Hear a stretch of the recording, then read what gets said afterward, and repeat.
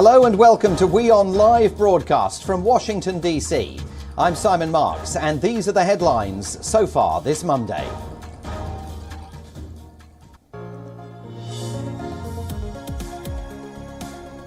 The royal family, world leaders, dignitaries and people from all over the world bid a final farewell to Queen Elizabeth II as her state funeral takes place at Westminster Abbey.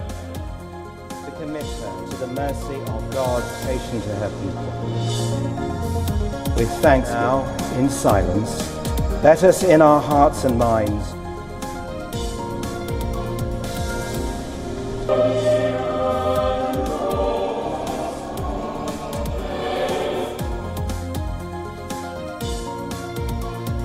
The Kremlin claims Ukrainian reports of mass graves found in the eastern city of Izium, formerly controlled by Russian forces, are fabricated.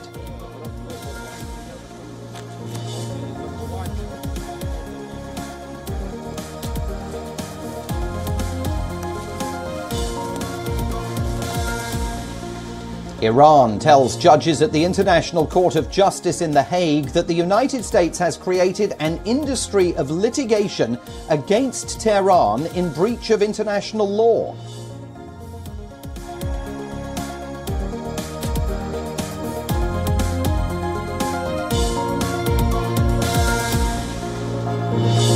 China says it has lodged stern representations with the United States after Joe Biden said US forces will defend Taiwan in the event it comes under Chinese attack.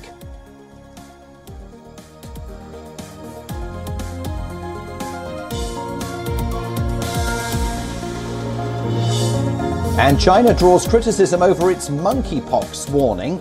A top Chinese health official has warned people to avoid skin-to-skin contact with foreigners after the country confirmed its first case.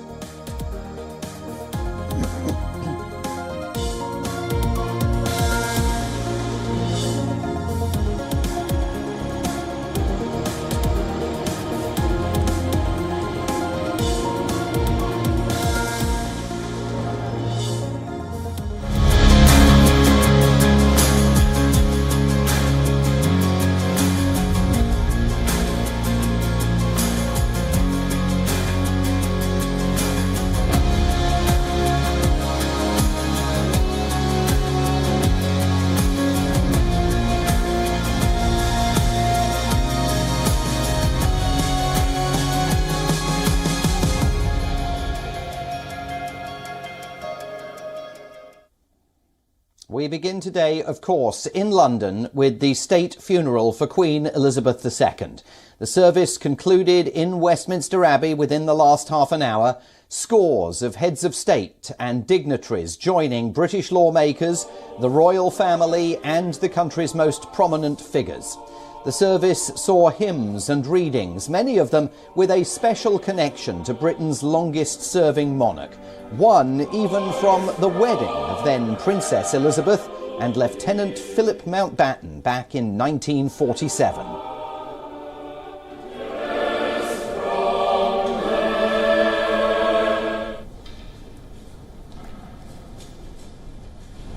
to a high calling over so many years. You recall her lifelong sense of duty and dedication. Let not your heart be troubled.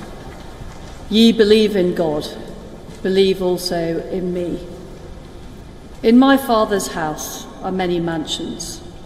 If it were not so, I would have told you. I go to prepare a place for you.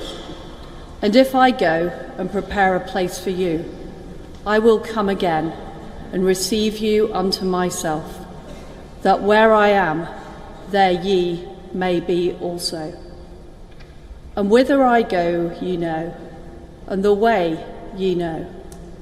Thomas saith unto him, Lord, we know not whither thou goest, and how can we know the way? Jesus saith unto him, I am the way, the truth, and the life. No man cometh unto the Father, but by me. If ye had known me, ye should have known my Father also, and from henceforth ye know him and have seen him. Philip saith unto him, Lord, show us the Father, and it sufficeth us. Jesus saith unto him, Have I been so long time with you, and yet hast thou not known me, Philip? He that hath seen me hath seen the Father. Thanks be to God. Hundreds of thousands of people gathered outside Westminster Abbey and throughout central London, hoping for one last opportunity to pay their respects to the late Queen. With the funeral over, her coffin has now begun its journey to her final resting place, the royal town of Windsor. By the time the day is over, she will be laid to rest in St George's Chapel at Windsor Castle, alongside her late husband, the Duke of Edinburgh.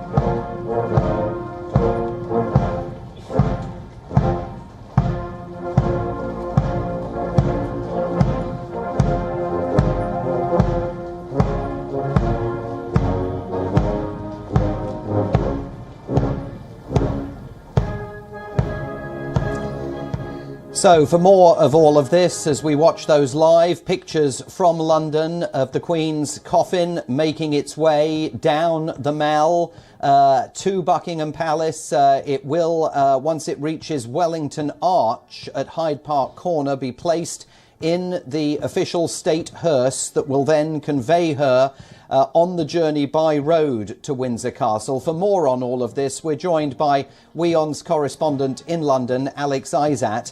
Alex, obviously a very moving day in London. Give us a sense of your vantage point for all of this and what you're hearing from people on the streets of London as all of this takes place.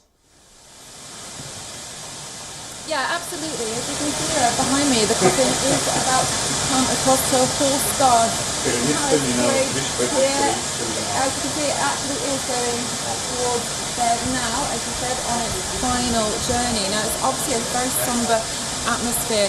Everyone is paying their respects to the Queen as the coffin passes by. It's been quite quiet, in fact. Obviously, the sound of bells has been ringing out from the towers to mark the end of the ceremony, and as the procession goes by, there has been drummers and there has been a lot of noise from the groups themselves. However, the people are quite quiet, just seeing that moment as she passes and paying their final respects as she continues in the coffin down to Wellington Arch, as you said, before she heads into the car over to Windsor. And Alex, give us a sense of the sort of the transition that is taking place today, because this, of course, is the funeral of Britain's longest serving monarch, but another major moment in terms of the transition to Britain's new monarch, King Charles III.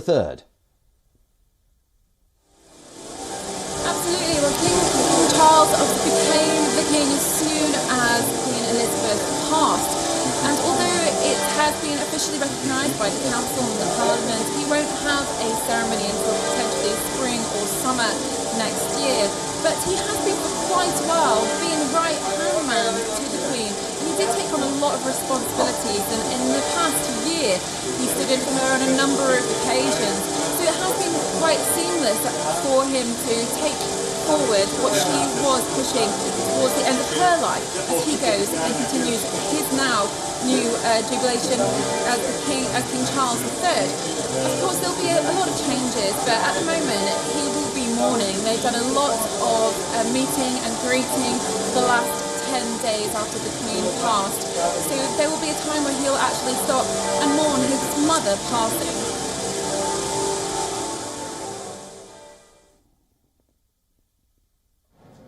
Alex Isaac, live for us in London on a momentous and historic day. We're also joined live today by Brittany Barger, the deputy editor for Royal Central, watching all of this from Florida.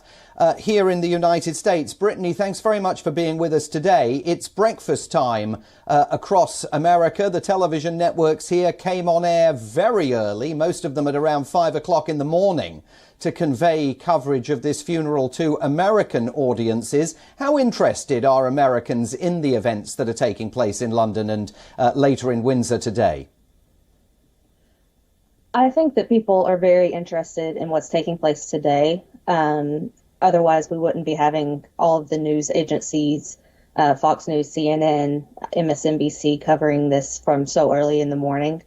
The Queen was very much admired here. We obviously don't have a royal family, and we just have our politicians, which come and go. But I think she was a very admired lady because there's not really many people who remember a life without her on the throne.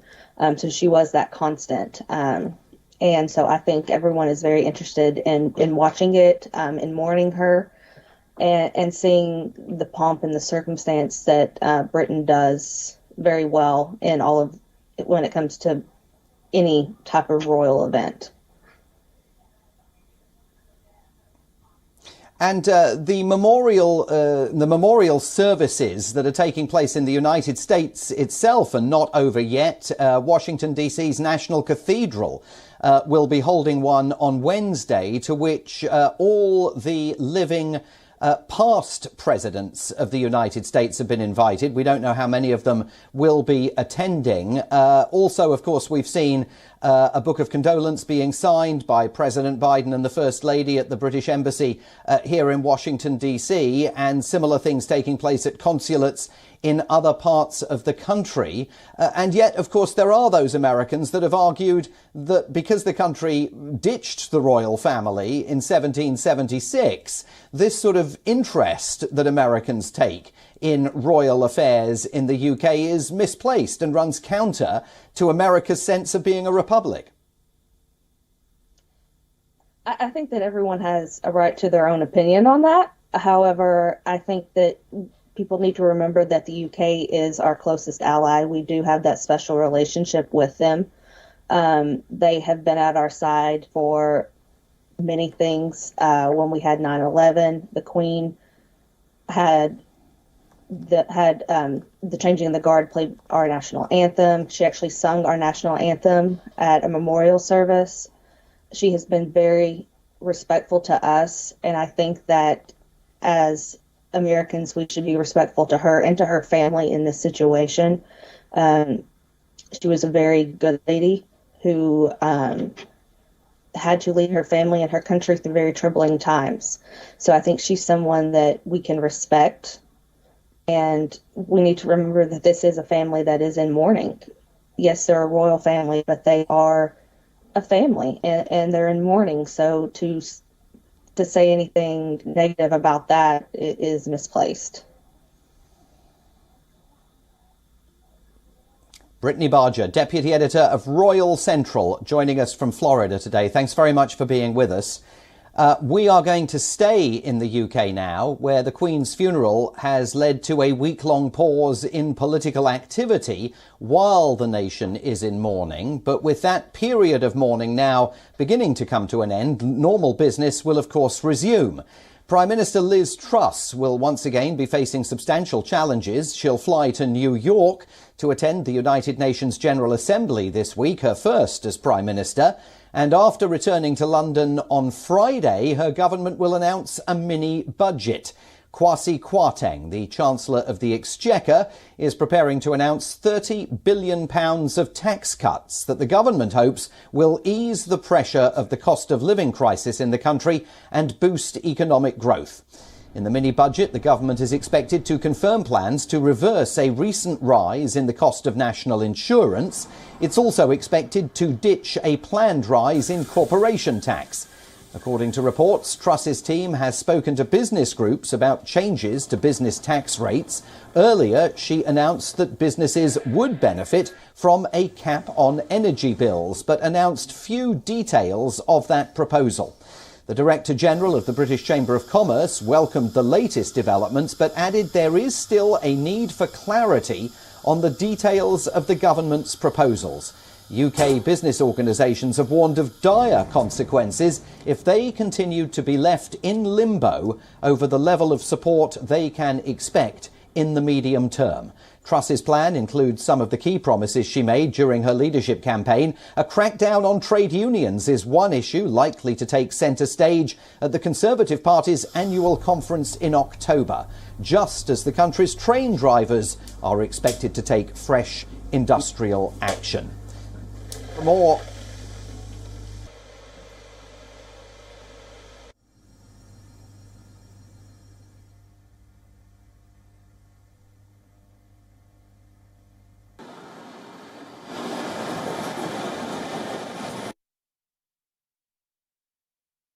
Well, thank you, Sir Graham.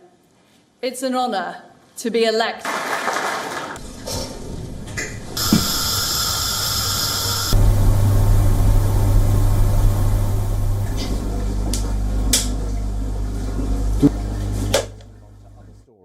In the news today. 15 people have been arrested after a serious disorder took place in the British city of Leicester over the weekend. The latest arrests were made as part of a police operation in the eastern part of the city to deter further disorder. On Saturday, 2 people were arrested after the disturbances triggered an unplanned protest. One man on suspicion of conspiracy to commit violent disorder and the other on suspicion of possession of a bladed article. The 2 men remain in police custody. Officials say additional police officers have been on patrol in the area in the last few weeks. This after there were incidents of disorder following the Asia Cup match between India and Pakistan. Police say they tried to engage and calm the crowd, but the situation eventually led to disorder. Releasing a statement on Sunday night, temporary Chief Constable Rob Nixon.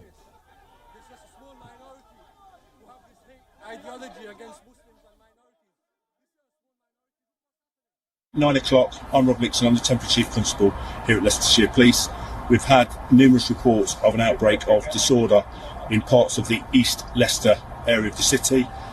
We have got officers there. We are taking control of that situation. There are additional officers that are en route, and dispersal powers and stop search powers have been authorised. Please do not get involved. We are calling for calm. Police authorised dispersal and stop and search powers to assist officers in restoring calm. They say several videos of violence and damage have been reported and are being investigated, including one where a man can be seen pulling down a flag from outside a religious building in the city. Meanwhile, a significant police operation will remain in the area for the next few days.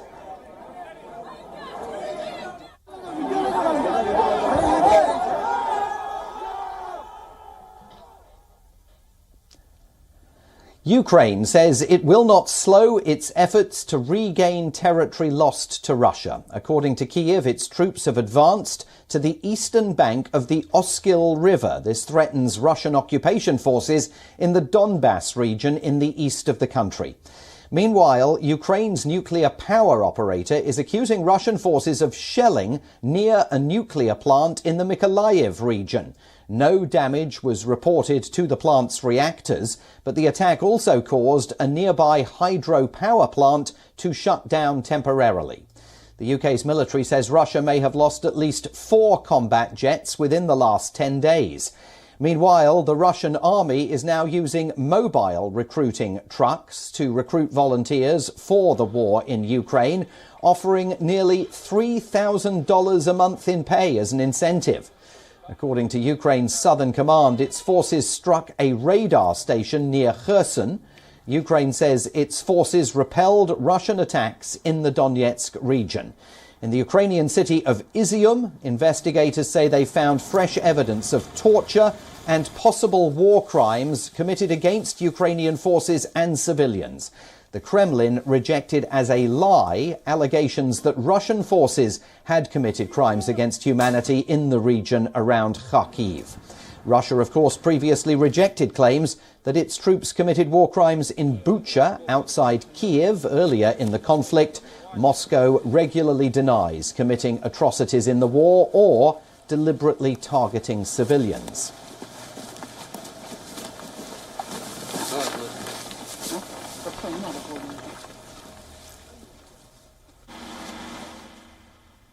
In the recently recaptured town of Izium, residents continue to search for their dead family members. Ukrainian authorities claim to have found mass graves in the city. Volodymyr Kolesnik is walking between graves in the town where he lives, Izium, Ukraine. He has a list from a funeral company and he's looking for his relatives. This is the burial site in some woodlands that Ukrainian authorities say was discovered last week after the town was retaken from Russian forces. Causes of death have not been established, but they say hundreds are buried here, including at least 17 Ukrainian soldiers found in a mass grave. Others, possibly civilians, were buried individually under flimsy wooden crosses. Now locals like Kolesnik are trying to connect numbers written on the crosses to names. According to the list, Kolesnik's cousin, Yuri Yakovenko, is under number 199. His wife, Svetlana Yakovenko, is under number 164, and my cousin's mother, Natalia Yakovenko, is under number 174. It all happened on March the 9th. A 5-story building got hit by an airstrike. The airstrike was conducted on the building whose address was 2 Pervomeyska Street. As a result, from what I heard, 74 people were buried under the rubble. But the digging out didn't start right away. That took place in April. People started to disintegrate. My cousin, his wife, and his mum died there. As of Sunday, the Russian government hasn't commented on the discovery of the graves, although it regularly denies that its forces have committed atrocities against civilians. Reuters also can't verify who actually dug the graves, and Moscow has accused Ukraine in the past of staging atrocities to frame Russian troops. Ukrainian authorities say that at least one of the bodies here had their hands tied and rope marks on their neck. Other bodies are said to be elderly people. Investigators say you can tell by the condition of their teeth. Protests have broken out in Iran after a woman died in the custody of the country's morality police. A demonstration was staged around the University of Tehran, where many Iranian women could be seen removing their headscarves in defiance of Iranian law. Some even cut their hair off and burnt their hijabs. Others tore down posters of Iranian leaders. The police retaliated by using tear gas and water cannon.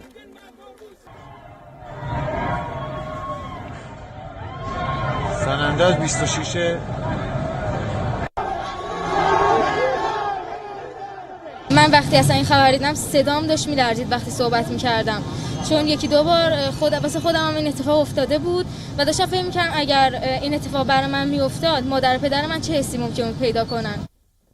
Last week, 22-year-old Mahsa Amini was arrested for not adhering to the hijab rule.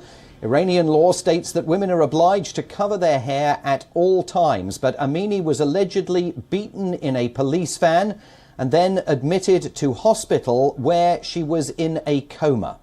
The Iranian government claims she died of a heart attack, but that is rejected by her family. Iran's interior minister is standing by the official version of events. ضرب و شتمی تا کنون از دستگاه‌های نظارتی به ما گزارش نشده. ما چون روی مسئله حساس بودیم که ببینیم اتفاق افتاد هیچ و اساساً وسیله‌ای هم برای ضرب و شتم و مفهوم نداره، یعنی نه باتومی دارن نه وسیله‌ای دارن. اونجوری تعداد بانو هستن که این کار رو انجام میدن. Amnesty International is demanding a criminal investigation. A statement by the human rights organization reads, "The morality police in Tehran arbitrarily arrested Amini 3 days before her death while enforcing the country's abusive, degrading and discriminatory forced veiling laws. All officials and agents responsible must face justice."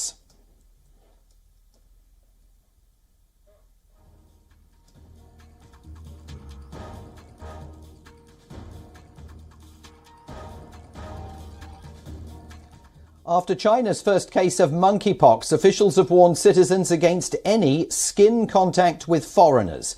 The advisory is similar for the Chinese who have travelled abroad in the past 3 weeks. Authorities say they're strengthening surveillance and trying to contain the virus at a social level. However, the move has been received with a heavy backlash, many questioning why long-term foreign residents are considered more dangerous than locals. The southern city of Chongqing reported China's first monkeypox case.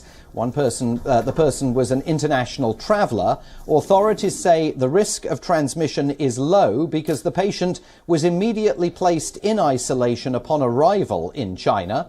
All close contacts have also been placed under medical supervision.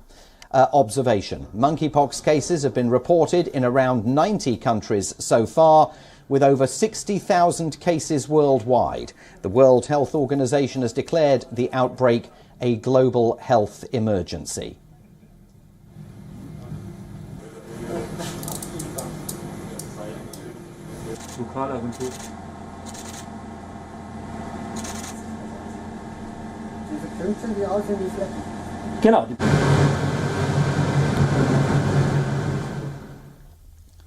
A Palestinian farmer ploughing his fields has stumbled upon an ornate Byzantine floor mosaic. It's said to be at least 1,500 years old.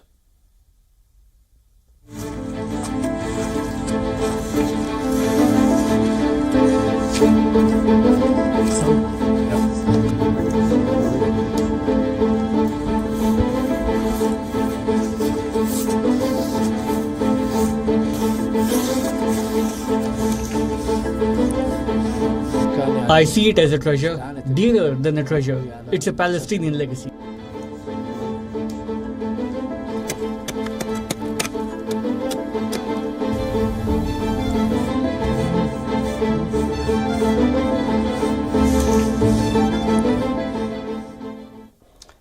And that's all for this edition of WION Live broadcast from Washington, D.C. I will be back with another edition of the programme in about 90 minutes' time. We'll see you then, live from Washington. Stay tuned for all of your news updates to WION. World is One. There are many other...